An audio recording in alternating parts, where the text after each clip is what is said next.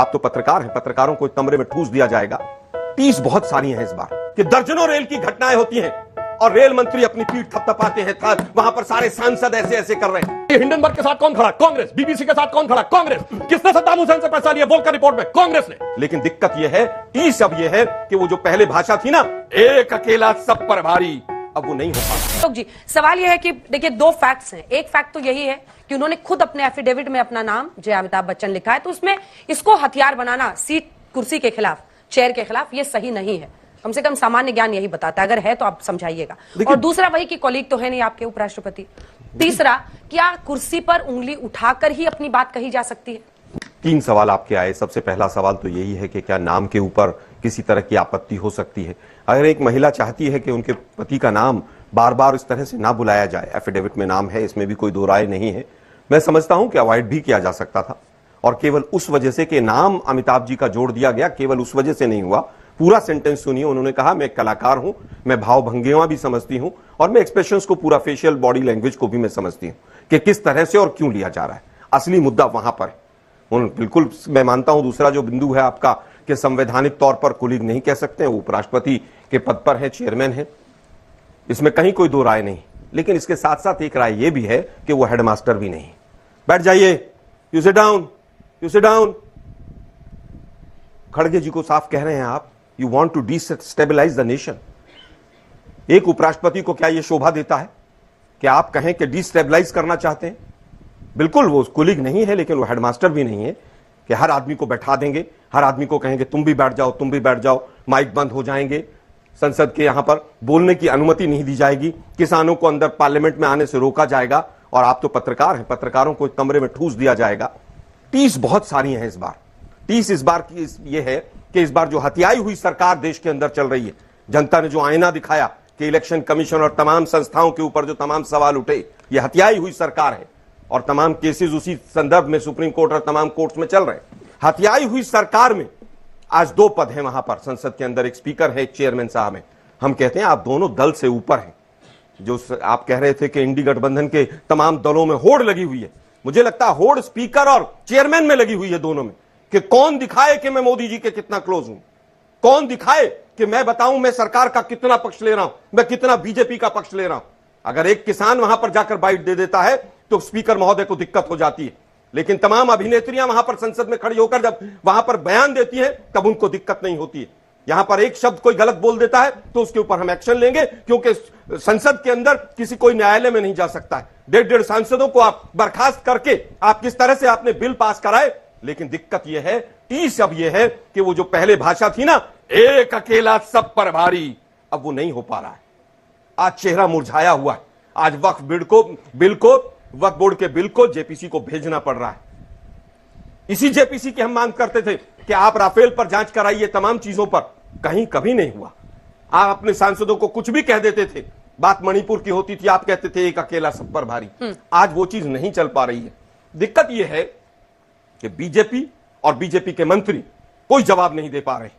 दुर्भाग्य है इस देश का कि पहली बार हो रहा है कि दर्जनों रेल की घटनाएं होती हैं और रेल मंत्री अपनी पीठ थपथपाते हैं, वहां पर सारे सांसद ऐसे ऐसे कर रहे हैं। यह संसद का हाल हो गया। एनएचएआई मिनिस्टर से पूछा जाता है कि नेशनल हाईवे के मापदंड क्या है, किस हाईवे को आप नेशनल हाईवे कहते हैं, तो वो यहां से वहां, वहां से वहां भागते हैं। आज इनको जवाब नहीं सूझ रहे। 1200 करोड़ रुपए की संसद में 100 रुपए की बाल्टी लगाकर संसद की इज्जत को बचाना पड़ रहा है। आज भ्रष्टाचार गली गली, मोहल्ले मोहल्ले बहता हुआ दिखाई दे रहा है। आज जवाब नहीं दिया जा रहा है। पुल गिर रहे हैं, रेल एक्सीडेंट हो रहे हैं और तमाम जो आप लिंक देखेंगे, या तो वो कंपनियां जिन लोगों की हैं वो भाजपा से लिंक है, या वो गुजरात की कंपनियां हैं, या वो कहीं ना कहीं आरएसएस बैकिंग की कंपनियां हैं, या वो कंपनियां हैं जिन्होंने इलेक्टोरल बॉन्ड में बीजेपी के यहां पर पूरा धन दिया है, जिनके ईडी सीबीआई के नोटिस वापस लिए गए। इसलिए संसद में तमाम बहाने बनाकर संसद को परेशान किया जा रहा है। नीट के एग्जाम पर मैं अंतिम बात कहना चाहूंगा। नीट के एग्जाम पर क्या हुआ है? नीट के एग्जाम पर देश का एचआरडी मिनिस्टर संसद के अंदर खड़ा होकर झूठ बोलता है और तमाम झूठों को बचाया जाता है।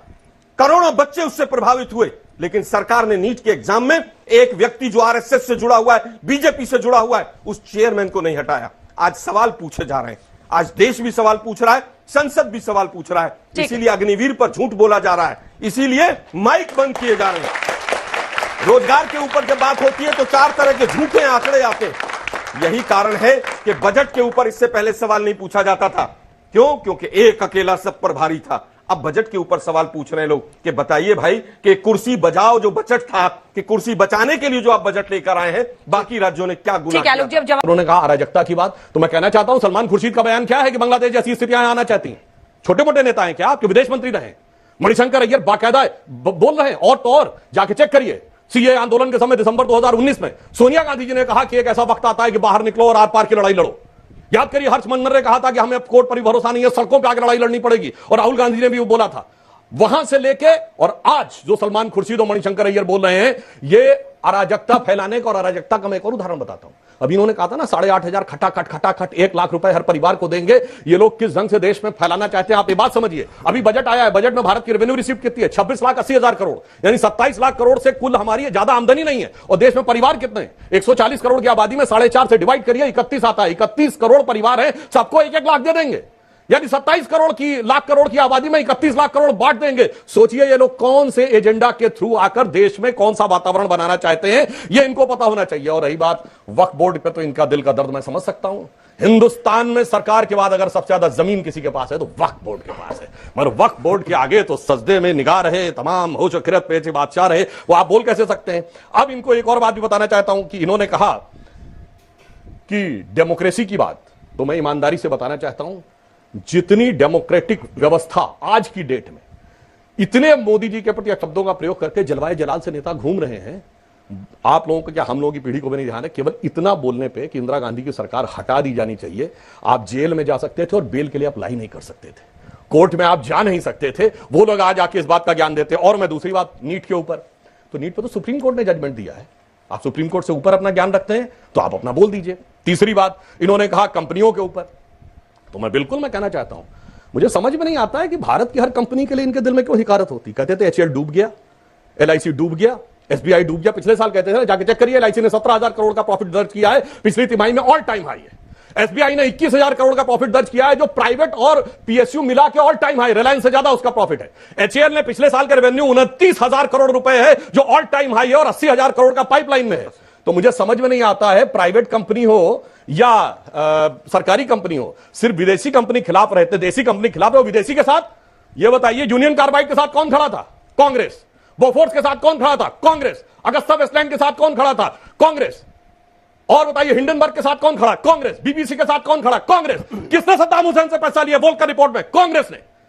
KGB के हिसाब से, अगर मित्रों के आर्काइव KG1 पार्ट 2 के हिसाब से किसने पैसे लिए? कांग्रेस ने। मेरे भाई, विदेशी कंपनी के खिलाफ बोलते हुए आज तक नहीं देखा कोई विदेशी कंपनी के खिलाफ। स्वदेशी आंदोलन भी हम ही चलाते हैं। और अंत में मैं कहूंगा, एक अकेला सब पे भारी पे, तो एक अकेला तो 240 लेके आया, आप सब मिलके 240 नहीं ला पाए।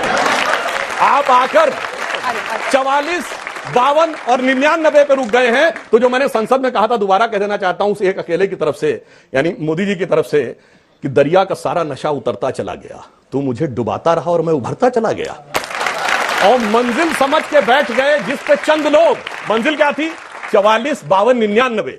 मंजिल समझ के बैठ गए जिस पे चंद लोग। मैं ऐसे कितने ही रास्तों से गुजरता चला गया। एक अकेला सब पर भारी में, अकेला में उन्होंने कहा कि अकेले 240 ले आए, और आप लोग मिल के भी सारे नहीं ले आए, लेकिन कहते हैं कि हम ही जीते हैं। 40 सरकार उनकी चल रही है। 40 पार्टियों का भानुमति का कुनबा लेके चल रहे हैं और कह रहे हैं अकेले ले आए। 240 तो अकेले आए बीजेपी। बेशक लेके आए हो, क्या सब 240 जहां जहां लड़े वो सब अकेले लड़े थे क्या? यूपी में अकेले लड़े थे, बिहार में अकेले लड़े थे, महाराष्ट्र में अकेले लड़े थे।